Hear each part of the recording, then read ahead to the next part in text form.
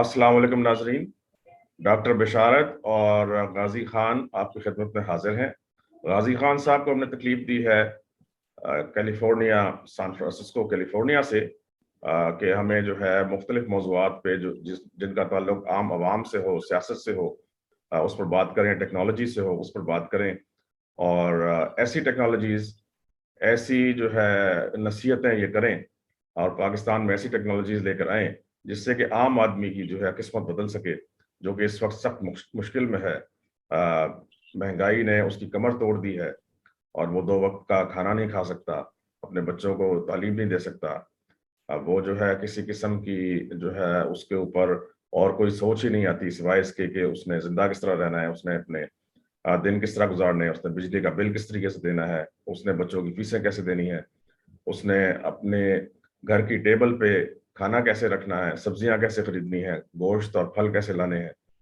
इन चीजों से आगे उसकी सोच ही नहीं है। उसने अपने मोटरसाइकिल में या कार में पेट्रोल कैसे डलवाना है, जो कि पेट्रोल उसकी पहुंच से दूर होता जा रहा है। तो इन सब चीजों के हल के लिए हमने एक वीडियो सीरीज शुरू की है, जिसमें कि हम इन सब चीजों का हल बताएंगे और ऐसे हल बताएंगे जो कि आम आदमी भी अडॉप्ट कर सके। तो हमने जो महंगाई पे प्रोग्राम करने शुरू किए हैं उसका आज तीसरा प्रोग्राम है। इसमें गाजी खान साहब जो है उनसे बात करते हैं कि वो हमें बताएं कि हमारी जो पुअर क्लास है, यानी वर्किंग क्लास है, और हमारी जो मिडिल क्लास है, वो अपनी जिंदगी कैसे बेहतर बना सकती है, वो इस महंगाई से कैसे मुकाबला कर सकती है। Over to you Ghazi Khan साहब। अस्सलाम वालेकुम। Thank you very much doctor साहब। इसमें जैसे आपने फरमाया है कि हमारे जो सफ़ेद पोश लोग हैं, जो बहुत कम आमदनी वाले हैं, वही ऐसे लोग हैं जो सबसे ज़्यादा इफ़ेक्ट हो रहे हैं इस महंगाई की वजह से। तो वो इस वक्त ऐसी सूरतें और ऐसे सॉल्यूशंस हम उन तक पहुंचाना चाहते हैं जिनको इस्तेमाल करते हुए वो इस महंगाई के जिन को काबू में कर सकें और बड़ी हद तक अपनी ज़िंदगी को स्ट्रीमलाइन कर सकें, परेशानी में से गुज़रने के की बजाय। चुनांचे इस सिलसिले में एक इस सीरीज़ में हम बहुत सारी चीज़ें डिस्कस करेंगे, जिनमें उनको नए टूल्स भी दिए जाएँगे, उनको बताया जाएगा कि हम किस तरीके से चीनी जो है, तेल, खुर्दनी तेल, चीनी, सब्जियाँ, गोश्त, हर किस्म की चीज़ें कैसे हम सस्ती हासिल कर सकते हैं, या उनके लिए क्या-क्या स्ट्रैटेजी हमारी होनी चाहिए ताकि ये चीज़ें हमें बहुत सस्ती पड़ें। इसमें यहाँ हमारी मैं आपको इंटरप्ट करूंगा गाजी साहब। बात यह है कि मैंने शायद एक वीडियो में पहले भी कहा था, इस वक्त जो हो रहा है मुल्क के साथ और अवाम के साथ वो इस तरह है कि यहाँ पर मुख्तलिफ किस्म के जो है मिडल मैन वो पैदा हो गए हैं मार्केट में। वो ये करते हैं कि पूरा पूरा खेत खरीद लेते हैं, प्याज का खेत है, आलू का खेत है, टमाटर का है, जो भी सब्जी लगी हुई है। अभी सिर्फ सब्जियों की बात मैं कर रहा हूँ, वो पूरे पूरा खेत खरीद लेते हैं। इस तरह जो फलों के पूरे पूरे बाग खरीद लेते हैं। अब सब्जी का एक खेत उन्होंने खरीदा, टमाटरों का खेत खरीदा, वहां पे जो फार्मर है उसको वो 2 या 3 रुपए पर किलो के हिसाब से खरीद लेते हैं, उसको पैसे देते हैं। जबकि उस फार्मर ने उसमें खाद भी खरीदी होती है महंगी, उसने उसको पानी भी दिया होता है, उसने उसमें मेहनत भी की होती है, उसने उसने फिर ये कि सारी जमीन भी उसकी है। तमाम इन्वेस्टमेंट जो है फार्मर की है। उससे वो 2-3 रुपए किलो के हिसाब से खरीदते हैं और फिर वो ले जाकर वहां से मंडी में, और फिर मंडी से लेके वो दुकानों में, या दुकानों से फिर जब वो कंज्यूमर तक पहुंचता है, मुझ तक आप तक जब पहुंचता है, उस टमाटर की कीमत जो है वो 150 रुपए हो चुकी होती है। तो ये जो मिडिल मैन है, आपने हमें ये बताना है कि इसको कैसे काटा जाए। अमेरिका में इसको कैसे काटा जाता है? अगर मिडिल मैन को आप काटते हैं, जो 3 रुपए किलो की चीज है, वो अगर उसमें 10 गुना, यानी उसपे 10 रुपए भी प्रॉफिट ले तो वो 13 रुपए किलो बिकनी चाहिए। 3 रुपए पर अगर यानी डबल प्रॉफिट लें तो 6 रुपए की, 4 गुना प्रॉफिट लें तो वो 12 रुपए की बिकनी चाहिए। यानी 4 गुना प्रॉफिट के बजाय ये तो हजारों गुना प्रॉफिट हो जाता है। इसको हम कैसे खत्म कर सकते हैं? आज मेरा ख्याल है बात यहां से शुरू की जाए। शुक्रिया जी। आपने डॉक्टर साहब बहुत अच्छा पॉइंट रेज किया है और बड़ा थॉटफुल है। रीज़न उसका ये है कि अमेरिका में सर्कमस्टांसेस और तरह के हैं, वहाँ ऐसी सिचुएशन इस तरह की नहीं है। इसमें मैं पाकिस्तान के हवाले से सिर्फ फोकस करूंगा, क्योंकि अभी हमारे जहन में यही है कि पाकिस्तान के जो गरीब अवाम हैं उनको हम आसानियां उनके लिए क्या पैदा कर सकते हैं, क्या सोल्यूशन है। तो जो जैसा कि आपने कहा कि दरमियान में बहुत सारे मिडल मैन हैं जो उसकी क्रीम जो है वो उठा के ले जाते हैं, और आवाम तक वो चीज़ पहुंचते पहुंचते इतनी महंगी हो जाती है कि उनकी अप्रोच से बाहर हो जाती है और वो बड़े परेशान हैं। इसका मेरे ख्याल में सबसे अच्छा हल ये है कि कलेक्टिव बार्गेनिंग लेवरेज इस्तेमाल किया जाए। यानी अगर एक मोहल्ले में 8 या 10 घर मिल के वो बल्क में मंडी से चीज बाय कर लेते हैं पहले स्टेज पे, तो वो उनको कंपैरेटिवली रिटेल की बजाय होलसेल में चीज पहले नंबर पे बहुत सस्ती पड़ेगी। और उसके बाद ये आप आपस में ये जितनी भी प्रोडक्ट हैं या जो चीजें मार्केट से लेते हैं ये डिस्ट्रीब्यूट आपस में तकसीम कर सकते हैं। जितना जितना जिसने हिस्सा डाला है, पैसे डाले हैं, वो उनको कई गुना ज्यादा सस्ती पड़ेगी पहली स्टेज पे। दूसरी इसकी स्टेज ये होती है कि आप अपने मोहल्ले में से किसी एक आदमी की ड्यूटी लगा देते हैं, एक एक पार्टी की, ये रोटेशन में भी कर सकते हैं कि आप डायरेक्टली जो प्रोड्यूसर है आप उसके पास, किसान के पास चले जाते हैं, जो आपको चीज चाहिए वहां से आप डायरेक्टली उठा लेते हैं। तो अगर डायरेक्टली उठा लेते हैं तो अगर आपको जैसे वो 4-5 रुपए किलो के हिसाब से चीज पड़ती है आपको, उसमें आप ट्रांजिट का खर्चा और उस आदमी का खर्चा उसमें डाल लें, फिर भी आपको जो इसमें जो आपका मार्कअप होगा वो तकरीबन 50% भी अगर आप लगा लें, मार्केट 100% मार्कअप भी इसमें लगा लें, फिर भी वो 4 रुपए की चीज आपको 8 रुपए की पड़ेगी, 300 की नहीं पड़ेगी। तो अगर इस तरीके से स्ट्रेटेजाइज करके, लेकिन इसके लिए एक इत्तेहाद जरूरी है, आपका कंसेंसस जरूरी है। आम तौर पर पाकिस्तान में जिस चीज को मैंने महसूस किया है और जितने भी दफा मैं आया हूं वहां वहां लोगों की नाक का मसला बहुत है। अगर इस चीज को हम आपस में अपनी ईगो को एक तरफ रख दें और देखना ये होता है, एक होती है इंसान की जरूरत, एक होता है कि what I want and what I need. Want तो हम सभी चीजें करते हैं सारी भाई दुनिया साहब, में। मैं इसमें कुछ अर्ज करूं। आपने बड़ी अच्छी तजवीज दी है। मसला ये होता है कि लोग जो है अपने रोजगार कमाने में, अपनी दिहाड़ियां लगाने में इस कदर मसरूफ होते हैं कि इस तरह की ना उनकी सोच है ना वो करते हैं। अगर ये कोऑपरेटिव्स की बात की जाए कि ऐसे कुछ जो है लोग इसको एज बिजनेस वेंचर ले लें, और वो, मैं आपको एक और मिसाल देता हूं। जैसे यहाँ पे इस्लामाबाद में जो NARC है, नेशनल एग्रीकल्चर रिसर्च काउंसिल, इसने अपनी एक शॉप एस्टेब्लिश की है यहाँ पे चक शहजाद का इलाका, शायद आपने देखा हो। वहां पर वो इसी तरह करते हैं कि जो फार्म्स वगैरह हैं उनसे वो जो भी प्रोड्यूस है वहां आती है और वो उसको एक सस्ते दामों बेचते हैं। अगर इस तरह की शॉप्स जिसमें कि डायरेक्टली कोई आदमी इसको एज ए बिजनेस ले ले, क्योंकि हर मोहल्ले से ये करना बहुत मुश्किल होगा। अ, हो तो सकता है, लेकिन ये है कि लोगों की ना इतनी सोच है ना वो इस तरफ जो है माइल होते हैं आसानी से। लेकिन अगर वो आदमी, वो लोग, वो बिजनेसमैन जो इसको एज ए बिजनेस लेना चाहते हैं कि वो लाएं कोऑपरेटिव, उसमें हुकूमत उनकी ये हेल्प करे कि उनको सस्ते दामों में, सस्ते किराए पे दुकानें हर मार्केट में प्रोवाइड करे, और बल्कि उनसे किराया ना लिया जाए, उनको फ्री ऑफ कॉस्ट जो है वो जगह दी जाए जहां पर वो जो है ये चीजें बेच सकें। तो उसमें उसको एज ए बिजनेस लाएं, वो बाहर से लेकर आए और फार्म से लेकर आए, उस पर अपना मार्कअप जैसे आपने कहा है 100% भी डालें, तब भी वो जो मार्केट में जो चीज बिक रही है उससे 10 गुना 20 गुना सस्ती बेच सकते हैं। इस तरफ अगर कोई, हम कोऑपरेटिव्स की तरफ आप अगर कुछ हमारी रहनुमाई करें। जहाँ तक कोऑपरेटिव्स का तल्लक है, मेरी ज़ाती राय ये है कि अगर हम गवर्नमेंट से उम्मीद रखेंगे तो फिर हमें गालबन मायूसी होगी, क्योंकि उसका जो प्राइवेट सेक्टर है अगर उसकी बात करते हैं तो उसमें ये काम सारा किया जा सकता है, इसमें हो सकता है जी, प्राइवेट उसमें। सेक्टर में होगा, प्राइवेट सेक्टर में होगा। गवर्नमेंट की भी जिम्मेदारी है ना जी, ये महंगाई जो है क्योंकि गवर्नमेंट की नाअहली से हो रही है। गवर्नमेंट जो है प्राइस कंट्रोल में फेल हुई है। Price control is the job of the government, क्योंकि वो फेल हो गई है बहुत बुरी तरह। तो इस वजह से गवर्नमेंट का काम ये है कि उनको जगह तो प्रोवाइड करे, उनको कम से कम उसके लिए भी गवर्नमेंट एक लैंड पर दुकानें डॉक्टर तो साहब बनाने दें। इसका सलूशन मेरे ख्याल में एक बड़ा आसान सा सलूशन है। वो ये है कि हमारे पास दो ऐसे जगह हैं जहां हम तकरीबन फ्री में ये जगह ले सकते हैं।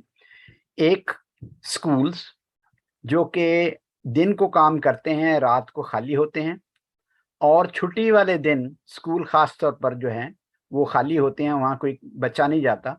उनके पास हॉल हैं, उसके पास जगह है, वहाँ उनकी उनके उनके पास ग्राउंड्स हैं। बारिश के दिनों में अंदर भी उनके पास जगह है। वहाँ ये एक टेम्पररी जैसे होती हैं, जुम्मा बाजार होता है, इस तरह का होता है, हफ्ते के दिन या एक दिन में या 2 दिन में। ऐसी चीज जुमे और हफ्ते को या जुमे या इतवार को जब भी छुट्टी होती है, वहाँ इसको इस किस्म का जो कोऑपरेटिव सिस्टम है, जहाँ आप चीज़ें सब्सिडाइज्ड रेट पे, कम रेट पे फरोख्त कर सकें और लोगों को आसानियाँ दे सकें, ये काम हो सकता है। दूसरा है, स्कूल के अलावा हमारी मस्जिदें हैं। अगर हम मस्जिद का इंस्टीट्यूशन इस्तेमाल करते हैं तो वो इस बात से राज़ी होंगे कि वहाँ पब्लिक आएगी, और मेरे ख्याल में ये ज़्यादा मौजू है, क्योंकि फिर आप मस्जिद का जो इंस्टीट्यूशन है उसको भी मजबूत करते हैं, और फिर लोग वहाँ जाते हैं, उनसे खौफजदा मस्जिद से नहीं होते हैं, और उसको, उस फोरम को इस्तेमाल करते हुए हम उनके सहन को, कोर्टयार्ड को, जगह को, या उनसे किराए पे कमरा लेके हम इसको इस्तेमाल कर सकते हैं। तो ये दो ऐसी जगह हैं, स्कूल्स, कॉलेजेस और आपकी मसाजिद।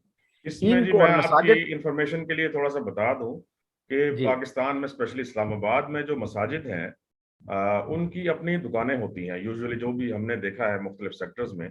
जैसे जहां मैं जिस सेक्टर में रहता हूं, यहाँ पे दो बड़ी, बल्कि कई बड़ी मसाजिद हैं। उनके उनकी अपनी दुकानें हैं उनके साथ मस्जिदों के लगे हुए, जिसका किराया जो है वो मस्जिद कमेटी वाले कलेक्ट करते हैं, और वो फिर मस्जिद के कामों में इस्तेमाल भी होता है। तो वो दुकानें ऑलरेडी मौजूद हैं। आपने बड़ा अच्छा ये एक जो है आपने इशारा दिया है। अगर उन दुकानों को जैसे इन चीजों के लिए सिर्फ इस्तेमाल किया जाए, कोऑपरेटिव्स के लिए, और इनको वो दे दिया जाए, तो बजाय इसके कि वो महंगा तरीन वहां पे जो है माल बेचा जाए, इस तरीके से अगर जो फार्म से लाकर चीजें लाई जाती हैं उनको बेचा जाए बगैर किसी मिडल मैन के, तो बहुत एक अच्छा रिजल्ट निकल सकता है। ये एक अच्छी तजवीज है। जैसा कि आपने अभी फरमाया है, अगर हम मिडिल मैन को बीच में से निकाल देते हैं तो वो चीज़ें 10 गुना ज़्यादा सस्ती लोगों तक आज पहुंच सकती हैं। इसके लिए वेटिंग टाइम कोई नहीं है, ज़ीरो वेटिंग टाइम है इसमें। सिर्फ इतना ही है कि इनिशिएटिव लेने की बात है, इसको बिजनेस मॉडल बना के उसमें 100% मार्कअप रख लें, ट्रांजिट का खर्चा बीच में डाल लें, तो ये सारे काम, आमतौर पर बिजनेस में 30% मार्जिन होता है मार्कअप का।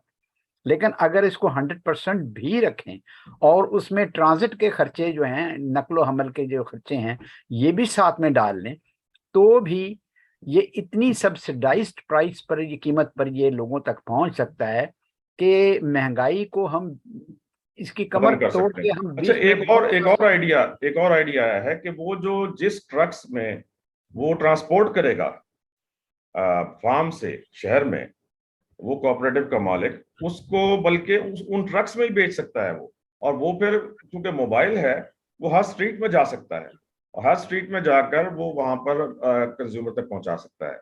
ये तो बल्कि और आसान हो जाएगा, दुकान में जाने की जरूरत ही नहीं है, direct from farm to the consumer.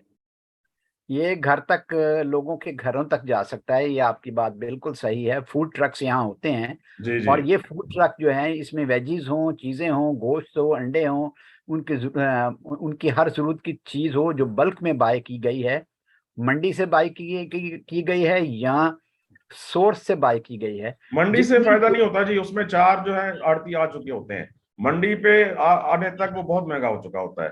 जब तक हम फार्म से नहीं लाएंगे ना उसको, मंडी से तो यहाँ आ रहा है, मंडी से, ये इस्लामाबाद की बात कर रहा हूँ, मंडी से लोग खरीदते हैं और वो लाके यहाँ बेचते हैं। वो ये करते हैं, जो मंडी से खरीदते हैं उसके ऊपर अपना मार्कअप लेते हैं, उसकी प्राइस वही हो जाती है जो दुकानों में चीज बिक रही है। तो हमें मंडी से बिल्कुल। नहीं, फार्म से जब आप डायरेक्ट, जब तक आप नहीं लाएंगे उस वक्त तक अवाम को फायदा नहीं होगा। ये बहरहाल एक, इस डिस्कशन से हमें, आज की डिस्कशन से ये पता चला है कि हम जो है, अगर कोऑपरेटिव सिस्टम को राइज करें और इसको इम्प्लीमेंट करें तो हमारे कंज्यूमर को चीज़ें इंतहाई सस्ती मिल सकती हैं। इससे नेक्स्ट सीरीज में आगे हम एक डिफरेंट अप्रोच इस्तेमाल करेंगे कि हम अपने घरों में रहते हुए भी क्या क्या कर सकते हैं, किस तरीके से अपनी ना सिर्फ अपनी ज़रूरियात को पूरा कर सकते हैं, खाने पीने की, सब्जियों की और तेल की, चीनी की, हर किस्म की ज़रूरियत अपने घर में बैठ के कर सकते हैं, बल्कि एडिशनल इनकम सोर्स गरीब आदमी के लिए क्या हो सकते हैं, वो भी हम आपको सारी की सारी टेक्नोलॉजी सिलसिलेवार आप तक पहुंचाएंगे। तो आप सब्सक्राइब कीजिएगा हमारे इस चैनल को, और हम हर रोज़ आपके लिए एक नई टेक्नोलॉजी और एक नया तरीका जिससे आपकी महंगाई कम से कम हो जाए और आप एक आसूदा हाल ज़िंदगी गुजार सकें, वो इस सिलसिले में पेश की जाएगी। शुक्रिया। बहुत शुक्रिया गाजी खान साहब। इंशाल्लाह आपके साथ राब्ता रहेगा और इसी तरीके से ये सीरीज ऑफ वीडियोस जो हैं ये हम आवाम की भलाई के लिए लाते रहेंगे। और क्योंकि हमारा मकसद तो ये है कि किसी तरीके से मिडिल क्लास की और जो लोअर क्लास है, वर्किंग क्लास है, उसकी हालत को बेहतर बनाया जाए, उसके स्टैंडर्ड ऑफ लिविंग को बेहतर बनाया जाए।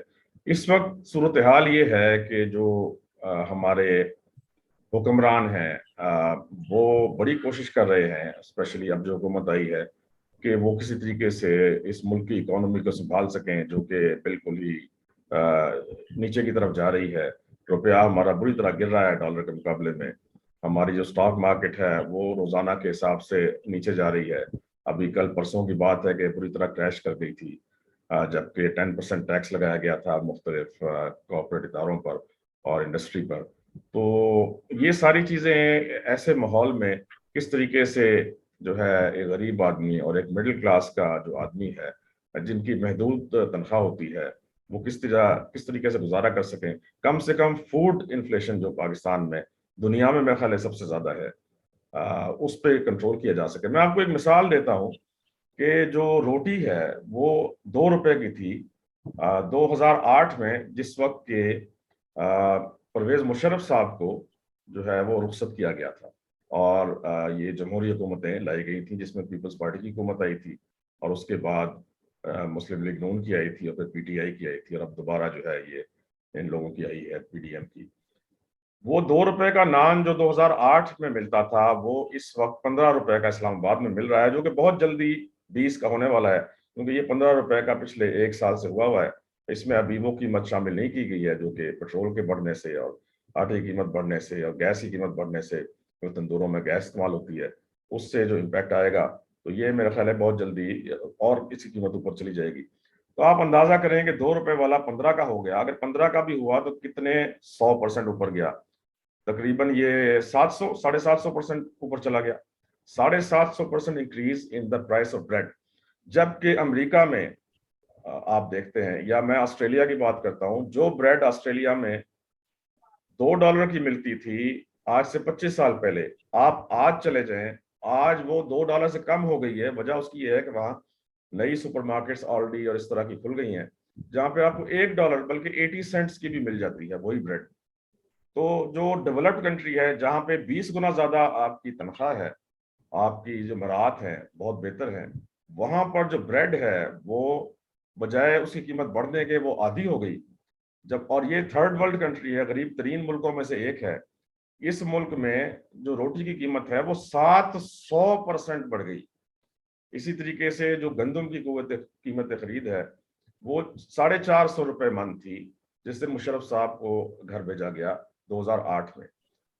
उसके बाद पीपल्स पार्टी की हुकूमत आती है, उसमें ये चली गई तकरीबन 900 रुपए पे, यानी डबल कर दी गई। उसके बाद जो है नून लीग की हुकूमत आती है तो 1350 पे ले जाई गई। और फिर पीटीआई की हुकूमत आती है तो 2200 रुपए पर गंदम की कीमत चली गई, जिससे आटा जो कि 13 रुपए किलो होता था, जिससे मुशर्रफ साहब को घर भेजा गया है, वो आज 80 रुपए से लेके और उससे भी ज्यादा में पर किलो बिक रहा है। जब आटे की कीमत ही आप इतने गुना महंगे कर देंगे, 700% 800% महंगा कर देंगे, जो कि बुनियादी खाने का जो है जुज्व है, जो कि गरीब मजदूर ने भी खाना है, जब उसको ही आप इतना महंगा कर देंगे तो फिर किस तरीके से गरीब जिंदा रहेगा। इस चीज पर बहुत ज्यादा सोचने की जरूरत है। ये चिकन जिसमें दरअसल मुशर्रफ साहब गए 80 रुपए ये किलो था, वो ये चिकन आज तमाम 650 चीजें रुपए किलो है। आज से 2 महीने पहले पीटीआई की हुकूमत में यही चिकन जो है 350 रुपए किलो था, जो आज 650 रुपए किलो है। भाई क्यों है? अभी 2 महीने में क्या इतना तूफान आ गया? कुछ भी नहीं हुआ। कौन सा आपने इतना सिर्फ अगर डीजल की कीमत बढ़ी है, अब वो 1 किलो के ऊपर आप उसके ऊपर 350 रुपए डाल देंगे, तो बहुत ज्यादती है। इस पे प्राइस कंट्रोल जो हुकूमत के इदारे हैं, प्राइस कंट्रोल के ऊपर जो काम करते हैं, जो प्राइस कंट्रोल मजिस्ट्रेट्स हैं, जो इनके और एसी डीसी वगैरह हैं, इनको चाहिए कि इस तरह की जो प्राइस हाइक है, जो कि जानबूझकर की जा रही है ताजरों की तरफ से, और उसका डायरेक्ट इम्पैक्ट जो है वो गरीब आवाम पर हो रहा है। चाहे कोई भी हुकूमत आ जाए, फायदा सिर्फ बड़े इंडस्ट्रीज का ही होता है। अगर असल हुकूमत में % उन पर ऐसे टैक्स अगर लगाया आप है, मुझे वो मुझे टैक्स इन्होंने इजाजत पास दें, ऑन दो कर लफ्ज देना है में गरीब आवाम पर। मैं दो लफ्ज आपको जी। इसमें कंक्लूड करना चाहूंगा। जो कुछ भी हो रहा है ये बाय डिजाइन हो रहा है, ये बड़ा सभी लोग अफसोस है। जानते हैं, बाय डिजाइन हो रहा है। Very sad. और जब बाय डिजाइन एक गुर्बत किसी इलाके में पैदा की जाती है, क्योंकि हम जहाँ रहते हैं एक तरह के रेडार स्क्रीन पे हम हर चीज देख रहे हैं कि इंटरनेशनली सारा क्या गेम क्या खेली जा रही है, और इस गेम को हम बड़ी अच्छी तरह समझते हैं। चुनाचे मैं एक लाइटर नोट पे छोटी सी बात आपको ये बता दूं कि जब पाकिस्तान बना था तो पाकिस्तान का 1 रुपया और अमेरिकी $1 दोनों बराबर थे। पाकिस्तान का 1 रुपया $1 के बराबर था। अब आप कहते हैं कि ये जो है ये इतनी ज्यादा क्यों हो गया है?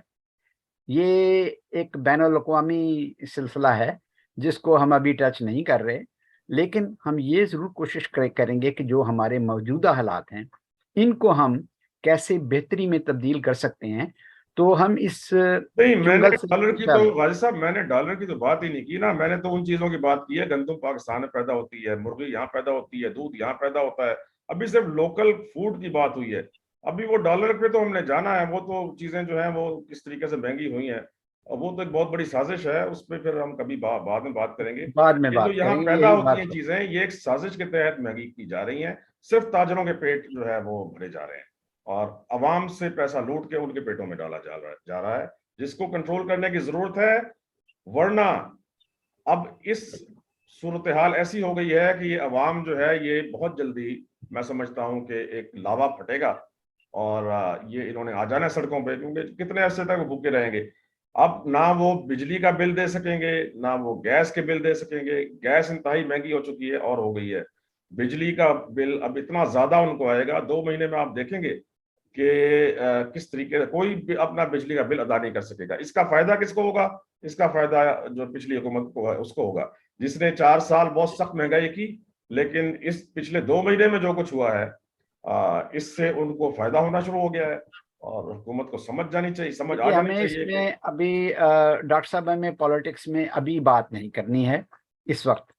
और अभी हमने ये फोकस करना है कि गरीब आवाम को हम क्या बेनिफिट दे सकते हैं, इन सख्त देखिए तरीन जी, हालात की बात यह है क्या कि जब आसानियां तक, कर सकते हैं। गाजी साहब, जब तक पॉलिटिकल विल नहीं होगी ना, क्योंकि हम किसी जंगल में नहीं रहते कि जहाँ पे कोई कानून नहीं है। हम रहते हैं क्योंकि एक मुल्क में जिसमें आइन भी है, जिसमें कानून भी है, जहाँ अदालतें भी हैं। हम यहाँ पर अगर पॉलिटिक्स की बात नहीं करेंगे, ये जब तक पॉलिटिकल विल नहीं होगी, आप किसी चीज को कंट्रोल नहीं कर सकते। आप ना किसी डाकू को पकड़ सकते हैं, ना आप जो है महंगाई रोक सकते हैं। इनका नहीं काम ऐसी है महंगाई रोकना ना। ये बाकायदा यहाँ अ, प्राइस कंट्रोल कमेटी डॉक्टर बनी साहब होती है। मैं चूंकि खुद 50 साल पहले मैंने जब लॉ किया था, आज से 50 साल पहले 1970 में, तो उस वक्त भी जो सिचुएशन इस तरह की थी कि लोगों को पता नहीं उनके राइट्स क्या हैं, कानून को उन्होंने कैसे इस्तेमाल करना है, उनको टूल को इस्तेमाल करना नहीं आया। अगर एक बंदा भी ऑनेस्टी से ये बता देता लोगों को कि उन्होंने अपने राइट को कैसे इस्तेमाल करना है, तो ये सिलसिला कभी बिगड़ता ही नहीं। मैं इनके सारे राज खोलूंगा, सबको बताऊंगा।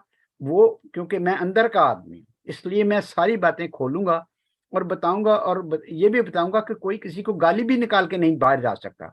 वो भी जो है वो पनिशेबल है।